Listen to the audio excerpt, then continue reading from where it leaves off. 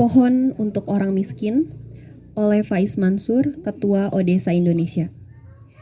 Bangsa kita pantas menyandang label sebagai bangsa miskin, karena secara ekonomi memang memenuhi syarat untuk disebut demikian. Pendapatan petani sebagai kelompok mayoritas yang semakin marginal itu, mayoritas hanya mampu menghasilkan finansial sebesar 63.000 per hari atau 22 juta per tahun.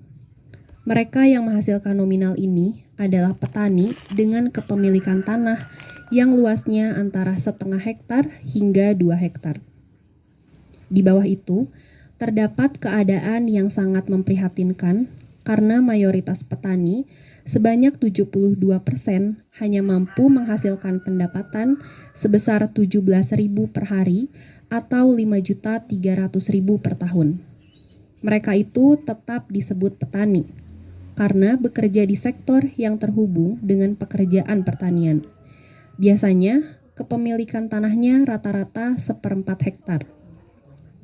Kemudian, ada juga lapisan keluarga petani yang tidak memiliki tanah sama sekali. Mereka yang sering kita sebut sebagai buruh tani itu, pendapatannya rata-rata hanya 13.000 per hari atau 4.600.000 per tahun. Potret kemiskinan petani dari data Badan Pusat Statistik Republik Indonesia tahun 2021 penting juga dihubungkan dengan fakta lain, yakni terdapatnya 89% alam pertanian di Indonesia tidak cukup memadai untuk sebuah tujuan menghasilkan nilai produktif berekonomi. Ini penting dibicarakan sebab kalau kita hendak mengatasi kemiskinan ekonomi, selain harus serius melakukan dalam pemberdayaan sumber daya manusia, juga harus menyertakan langkah perbaikan lahan pertanian sumber daya alam. Di luar kemiskinan sektor pertanian, kita juga menyaksikan bahwa keadaan pekerja di Indonesia sangat memprihatinkan. Menurut Badan Pusat Statistik Republik Indonesia, rata-rata penduduk Indonesia yang berjumlah sekitar 275 juta ini memiliki pendapatan sekitar 71 juta per tahun atau 5,9 juta per bulan. Tetapi dari angka rata-rata ini, Indonesia memiliki problem gawat karena terdapat 67% penduduk yang masuk kategori rentan miskin. Karena kemampuan konsumsinya seperti halnya orang miskin dengan hanya mampu berkonsumsi antara 582.000 hingga 874.000 per bulan. Semua warga miskin di Indonesia patut diberi perhatian dan diusahakan melalui solusi yang tepat sasaran. Tetapi menurut saya, kemiskinan petani harus mendapat prioritas karena di situ ada potensi dari alam yang bisa memicu lahirnya multi-efek bagi dinamika ekonomi di sektor lain, terutama dalam perdagangan.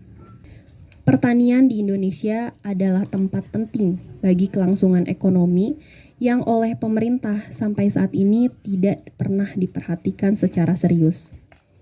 Sejauh ini, kemiskinan hanya didata dan diberikan bantuan sosial. Celakanya, catatannya pun amburadul. Akibatnya, hanya untuk urusan bantuan sosial pun seringkali salah sasaran. Ini sebuah landasan paling mendasar bagi pemerintah untuk membereskannya. Selangkah lebih lanjut, usaha mengatasi kemiskinan terutama di pedesaan dan lebih spesifik lagi dihubungkan dengan ekonomi kaum tani. Maka, tugas yang segera harus dilakukan adalah menumbuhkan produktivitas ekonomi. Ada banyak cara untuk melakukannya, tetapi jika mau ambil jalan pintasnya, kita bisa lakukan dengan membagi bibit tanaman pangan yang permanen berupa buah-buahan. Indonesia kekurangan buah, sekaligus kekurangan gizi buah. Roda ekonomi pertanian desa juga ngadat, karena tanah-tanah di desa yang lahannya kosong tidak menghasilkan panen.